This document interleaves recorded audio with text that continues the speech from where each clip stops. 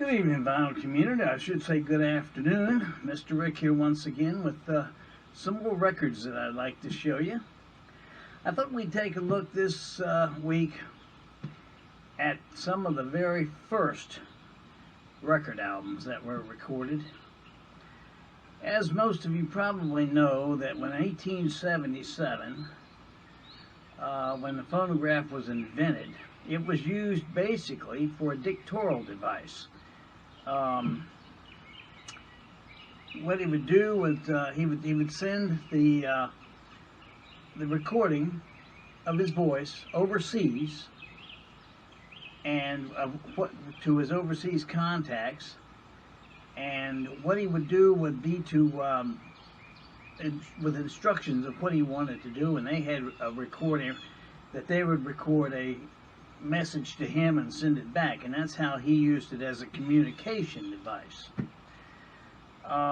Then around, I guess it was around 1910,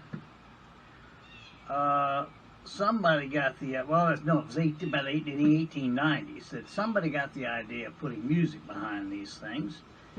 And of course the rich at that time were the only ones that could afford the Victrolas.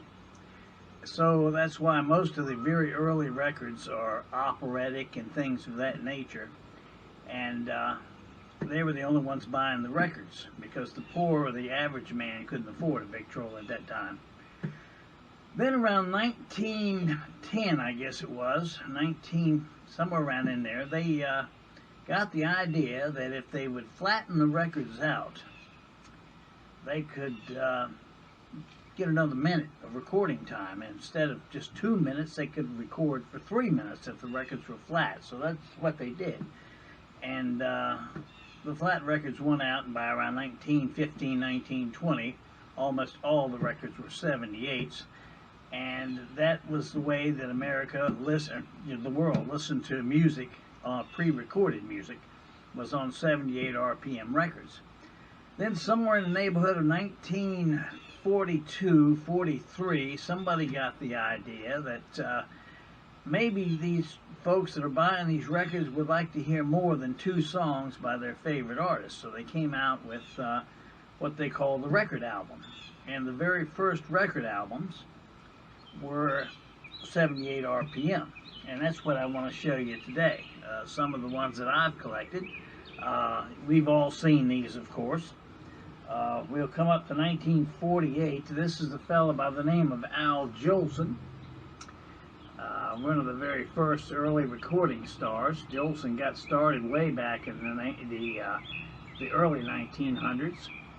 And this is what's called his souvenir album. Of course, he didn't live too much. This was reprinted in 1948, and he didn't live too much longer. He was dead by 1950. But as you can see, this is the 78 RPM records. Usually there were anywhere from 4 to 5 78 RPM records in each record album. And this is called the souvenir album. It's some of Jolson's recordings from the 1940s. You have to be careful with these because they're very breakable, of course. Also from 1948, here's one by Ronnie Monroe and his orchestra. And this is an album on Johannes Strauss's music, and it's called the Blue Danube Waltz. And it is on the London label, so I imagine he was English. I don't know quite very much about these artists because I have so very little by them. But that one's by Ronnie Monroe. In the 1940s, it was a pianist by the name of Frankie Carl. Frankie was very popular. This album's not in very good condition. It's on the Columbia label, and it's Frankie Carl at the piano. And this one has, I think, 4 78s in it. That's like I said, it's not in very good condition, but all the records are there. Then from, I'm not sure when this one came out because it doesn't have a date on it, but another fella that was popular, Walter Krauss, and he did an album on Jerome Kern's music. And and that's a 78 RPM album from somewhere in the 1940s. And this is on the Music Craft label, and there's 5 or 6 78s that go to this album.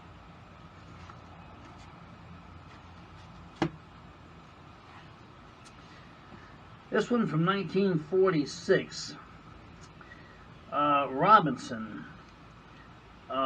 His name was Paul Robinson. He was a baritone, and he put out an album in 1946 on the Columbia label called Spirituals. And there's a copy of that. And that one, of course, is on the Columbia Masterworks label from 1946.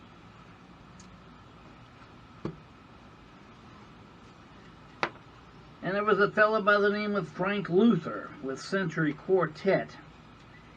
And he went out, and I guess in 1949 there were still a lot of people alive that were around in the 1890s, so he recorded a whole bunch of 37 grand old songs from what they call the gay 90s, and put out an album on the Decca label. And interesting. Goes all the way back to 1942. This one is the Song Hits of Our Time. I'm not familiar with Bob Grant and his orchestra, but he was on the Decca label, and he put out an album with the Song Hits of 1924, and I believe he covered the entire 1920s with several of these albums, because on the inside cover it talks about how you can get the actual the albums that he recorded from various years. Then a fellow by the name of Bob Archer, in 1949. This is an album of early American folk songs from the beginning of the country. And Bob Archer on Columbia Records, he put out a 578 RPM album called Early American Folk Songs. And that's this album's not in too bad a condition. It's on the Columbia label, and that one's from 1949. And then finally, we have an album entitled Miss Liberty. I guess that was an original Broadway production from somewhere in the 1940s. I'm not exactly sure because the date's missing on this one too. And this album cover is not in very good condition, although all the albums are there. But Robert E. Sherwood was, I guess, the director, and Eddie Albert is young Eddie Albert, if you remember him from the television show. And he's the only notable name on this, but it's an original cast, and it was called Miss Liberty. And like I said, this album's not in very good condition, and it's from somewhere in the mid-1940s. And it's on the Columbia record label. There you have it. That's what I have from the Columbia record, or from the 78 RPM albums. I do have an apparatus to play music with, and 78s and all, so I give them a listen every once in a while when they come up in rotation. And of course I enjoy all types of music, so and hope you enjoyed that. And if you leave me a comment at the bottom, if you will, and I hope you appreciate it. And if maybe there's something you'd like to see, or maybe I've got a copy of an album you'd like to see, or can help you in any way, leave me a comment, okay? I appreciate it. This is Mr. Rick. As always, if the good Lord's willing and the creeks don't rise, we'll see you before long.